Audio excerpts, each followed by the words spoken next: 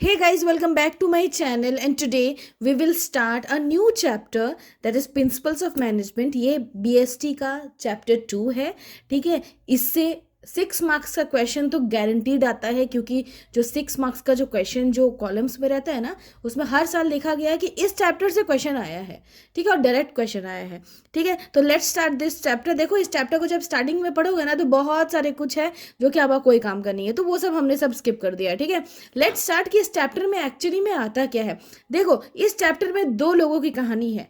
एक की कहानी है F.W. टेलर जिसका नाम है, दूसरी कहानी है हेनरी फेयोल। ठीक है, याद रखना ये दोनों व्यक्ति, मतलब ये दोनों आदमी, ये दोनों साइंटिस्ट, ठीक है, ये दोनों ने इस चैप्टर में पूरे मैनेजमेंट को एक समराइज्ड वे में बताया है कि मैनेजमेंट को कैसे चलाना चाहिए, क्या प्रिंसिपल्स होने चाहिए, ठीक है, किस तरह से मैनेजमेंट रन करता है। ठीक है, तो सबसे पहले हम लोग पढ़ेंगे हेनरी फेयोल को, जो कि टोटल 14 प्रिंसिपल्स दिए हैं, बताए हैं कि कैसे मैनेजमेंट वर्क करता है, और फिर F.W. टेलर को पढ़ेंगे। ठीक है, ये चैप्टर जो है दिखने में बहुत बड़ा है, पर ये चैप्टर बहुत इजी है। क्यों? इस चैप्टर से ना बहुत सिंपल क्वेश्चंस आते हैं, मतलब डायरेक्ट क्वेश्चंस आते हैं। बस आपको ना सारे टॉपिक्स को समझना होगा। लेट्स सी हेनरी फ्योल और F.W. टेलर के बारे में थोड़ा सा। क्यों? क्योंकि ये एग्जाम में पूछता है। ठीक है, पिछले 2 साल से तो पूछ रहा है। चलो, सबसे पहले हम लोग हेनरी फ्योल पढ़ेंगे, इसलिए हम लोग हेनरी फ्योल को देख लेते हैं। So Henri Fayol became famous as father of management studies. ठीक है, तो ये सब इसके डिफरेंस में भी काम आएगा। हेनरी फ्योल को बेटा फादर ऑफ मैनेजमेंट स्टडीज बोला था, इसका मतलब फादर ऑफ मॉडर्न मैनेजमेंट, याद रखना, फादर ऑफ मॉडर्न मैनेजमेंट बोला जाता है हेनरी फ्योल को। ठीक है, he made clear difference between technical and managerial skills. ये जो है हेनरी फ्योल, इसने ना टेक्निकल और मैनेजेरियल स्किल्स को अलग अलग बताइए, पढ़े हुए आप लोग आगे। तीसरा, he has given 14 principles of management which act as guidelines for managers to perform managerial activities. कि मैनेजर्स को कैसे काम करवाना चाहिए, कैसे काम करना चाहिए, ये 14 प्रिंसिपल्स में बहुत क्लियरली बताए गए हैं। ओके, अब देखते हैं F.W. टेलर के बारे में। So F.W. Taylor become famous as a father of scientific management. ये है फादर ऑफ मॉडर्न मैनेजमेंट, ये है फादर ऑफ साइंटिफिक मैनेजमेंट। इन्होंने ना मैनेजमेंट को साइंस से रिलेट किया। Okay, he emphasized on adoption of scientific method to the problems of management। जितना भी मैनेजमेंट में प्रॉब्लम आता है वो हम लोग कैसे साइंटिफिकली सॉल्व करते हैं, वो ये बताया है। ठीक है, और ये कैसे बताया है कि हम लोग कैसे प्रिंसिपल्स के थ्रू मैनेजमेंट में कैसे जो एरर आता है उसको सॉल्व करते हैं, ये बताया है ये फ्योल। और ये क्या बताया है? साइंटिफिक मेथड्स बताया है। ठीक है, ही has given 4 scientific principles of management, 4 scientific principles of management दिया है, एंड अलग से दिया है साइंटिफिक टेक्निक्स भी दिया है। देखो, यही सब में बच्चा फंसता है, इस यही एक टॉपिक है जिसमें बच्चा फंसता है। ये तो 14 प्रिंसिपल तो बच्चा समझ ही जाता है। ठीक है, चलो अब हम लोग चलते हैं, सबसे पहले हेनरी फ्योल को देखते हैं क्या वो उसने क्या दिया है। चलो let's get started. Okay, so 14 principles of management by Fayol. ठीक है, अब एक चीज समझो। ठीक है, टोटल 14 प्रिंसिपल्स, आप इसको उल्टा पुल्टा करके नहीं लिख सकते, वैसे ही करके आपको लिखना होगा। ठीक है, अगर पूछा तो ऐसे तो 14 प्रिंसिपल्स पूरा नहीं पूछता, ऐसे पूछ देगा कि I don't tell me the concept of that is elaborate the concept of unity of direction. तो आपको बताना होगा क्या होता है। डिसिप्लिन के बारे में पूछ देगा, या कोई 6 दे देगा और बोलेगा कि अडॉप्ट एनी 3। ठीक है, आपको 3 के बारे में एक्सप्लेन करना, वैसे करके देगा। सबसे पहले देखते हैं कि क्या है। ठीक है, इसको याद करना बहुत इंपॉर्टेंट है। पहला है बेटा डिविजन ऑफ वर्क। ठीक है, पहला क्या है? Division of work. दूसरा है अथॉरिटी एंड रिस्पॉन्सिबिलिटी। तीसरा है डिसिप्लिन। चौथा है यूनिटी ऑफ कमांड। पांचवा है यूनिटी ऑफ डायरेक्शन। चौथा है subordination of individual interest to general interest. Seventh, remuneration of person. Eighth, centralisation and decentralisation. Ninth, principle of scalar chain. Tenth, principle of order. 11th, principle of equity. 12th, stability of tenure of personnel। 13, initiative। 14, spirit the corps। आप सोचोगे बाबा ये क्या है? ठीक है, जब हम लोग इसका वो देखेंगे ना, क्या बोलते हैं, एलाबोरेशन, तो आपको एक एक करके सब याद हो जाएगा। Today we will see first 3। ठीक है, पहला 3 हम लोग देखते हैं। चलो, सबसे पहला बेटा डिवीजन ऑफ वर्क। सबसे पहला क्या है? डिवीजन ऑफ वर्क, काम को बांटना। अच्छा, एक बात बताओ कि जब मैनेजर के ऊपर सारा काम एक बार में आ जाता है, तो क्या मैनेजर सारा काम को अच्छे से, सही तरीके से, सही टाइम पे कंप्लीट कर पाता है? Obviously not, right. आपके दिमाग, आप ही सोचो, अगर पूरे घर की रिस्पॉन्सिबिलिटी आप ही के ऊपर आ जाएगी, ठीक है, तो कहीं ना कहीं आपके मन में एक हमेशा टेंशन रहेगा कि कैसे हम लोग उसको पूरा करें, राइट।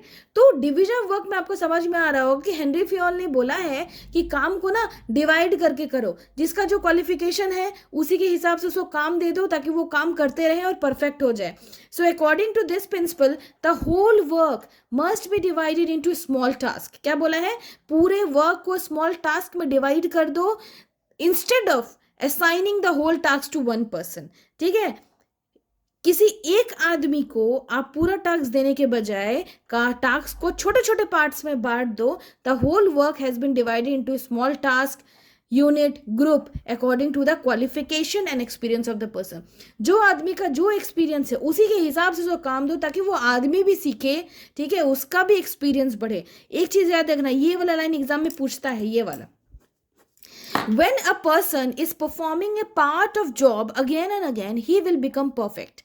ठीक है, अब इसको हो सकता है ये स्टेटमेंट दे दे और बोले कि आइडेंटिफाई द प्रिंसिपल, तो होगा डिवीजन ऑफ वर्क। जब एक आदमी एक काम को बार बार बार बार करता है ना, ठीक है, तो वो उस पर परफेक्ट हो जाता है। फॉर एग्जाम्पल, आप कर्सिव लिखना स्टार्ट करो, फर्स्ट कुछ दिन आपको बहुत प्रॉब्लम होगा, नहीं लिख पाओगे, but once you do it again and again तो आप उससे परफेक्ट हो जाओगे। एक सिंपल सा एग्जाम्पल है, ठीक है, एक काम को अच्छे से करते रहो तो वो उसमें आप परफेक्ट हो जाओगे। वही बोला है फ्योल कि वैसा आदमी को काम दो जो उसका पढ़ा, जो उसने उससे क्वालिफिकेशन की हो, ठीक है, उसको काम आता हो, एक्सपीरियंस्ड हो, ठीक है, तभी क्या होगा, काम अच्छे से होगा। एक ही इंसान पे अगर सब चीज़ एकदम दे दोगे तो वो काम नहीं कर पाएगा। ओके, पहले समझ आया डिवीजन ऑफ वर्क। इसी के साथ आता है पता है अथॉरिटी एंड रिस्पॉन्सिबिलिटी। आपने ऑर्गेनाइजिंग चैप्टर में देखा होगा अथॉरिटी एंड रिस्पॉन्सिबिलिटी को। सिंपल अथॉरिटी का मतलब, जिसने मेरा ऑर्गेनाइजिंग वाला वीडियो नहीं देखा है जाके देखो, ये सब उसमें लिखा हुआ ऑलरेडी। अथॉरिटी का मतलब क्या है बेटा? Authority and responsibility. Authority means power to take decision, आपके पास पावर है कि आप डिसीजन ले पाओ। Responsibility means obligation to complete the work assigned on time, आपको जो काम दिया गया वो आपको करना है, वो है आपका रिस्पॉन्सिबिलिटी। मम्मी ने बोला बेटा जाके ये सामान लेके आओ, दैट इज योर रिस्पॉन्सिबिलिटी। ठीक है, आप खुद से पैसा खर्चा करके काम कर रहे हो, दैट इज योर पावर। ठीक है, आप किसी को घर में आपके पापा आपको बोलते हैं ना बेटा ये काम कर दो, पापा को पावर है कि वो आपको क्या कर रहे हैं, हुक्म दे रहे हैं। सो अथॉरिटी का मतलब होता है कोई चीज़ का डिसीजन लेने का पावर। रिस्पॉन्सिबिलिटी का मतलब होता है कि हमको कोई काम करना है, ठीक है, टाइम से। बेटा अब देखो दोनों तो अलग अलग टर्म है, लेकिन हेनरी फ्योल बोलते हैं ना there must be balance between authority and responsibility. दोनों के बीच में ना एक बैलेंस देना चाहिए। आप मान लो किसी को अथॉरिटी दे दिए पर उसको कोई काम नहीं दिए, और किसी को काम दे दिए पर उसको कोई पावर नहीं दिए, दोनों ही केस में काम नहीं होगा।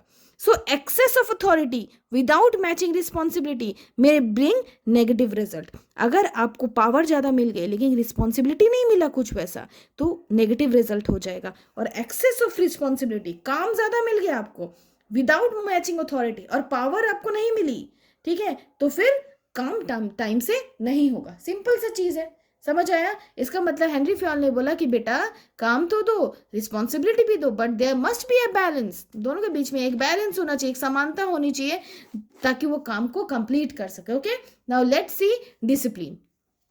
दो याद हो गया, पहला डिवीजन ऑफ वर्क, दूसरा authority and responsibility. Now let's move to third one, that is discipline.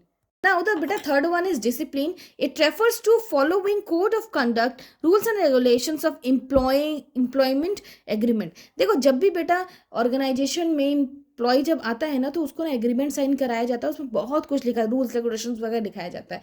तो फ्योल ये बोलता है कि ऑर्गेनाइजेशन में अब अगर आपको काम करना है तो आपको डिसिप्लिन के साथ काम करना है। There must be a good relation between subordinate and superior, दोनों के बीच में एक फेयर एग्रीमेंट होना चाहिए, फेयर रिलेशन होना चाहिए। ठीक है, Fayol insist that discipline is required at superior as well as subordinate level.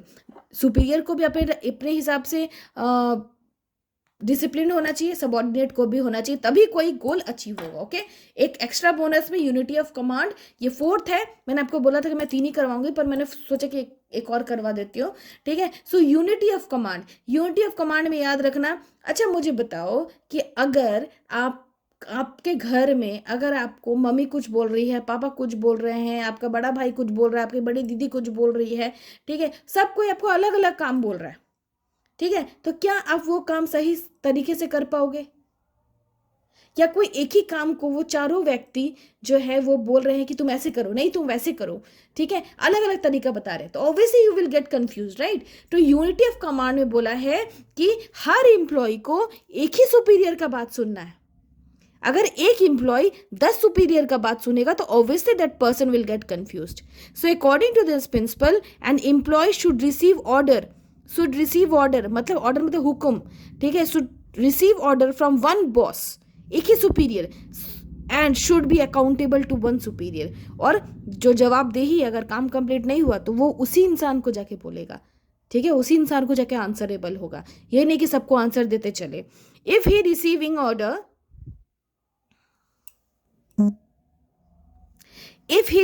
Order from more than one boss then he will get confused, ठीक है। अगर उस आदमी को, सुपीरियर को, ठीक है, अगर एक से ज्यादा लोगों से कमांड मिल रहा है तो ऑब्वियसली वो पर्सन किसका बात सुनेगा? समझ में आया क्या बोला मैंने? So according to this principle an employee should receive order from one boss superior and should be accountable to that superior only, and if he is receiving order from more than one boss the boss और the people will get confused. Is it clear? समझ आया? Exam में पूछता है, ठीक है, कैसे? That is one boss one superior comes under which principle. तो आपको याद रखना यूनिटी ऑफ कमांड, कमांड में एकता होनी चाहिए। समझ आया बेटा? चलो दैट्स ऑल फॉर टुडे। अब हम लोग 5th वाला जो है हम लोग नेक्स्ट वीडियो में देखेंगे। चलो बाय, टेक केयर, बाय।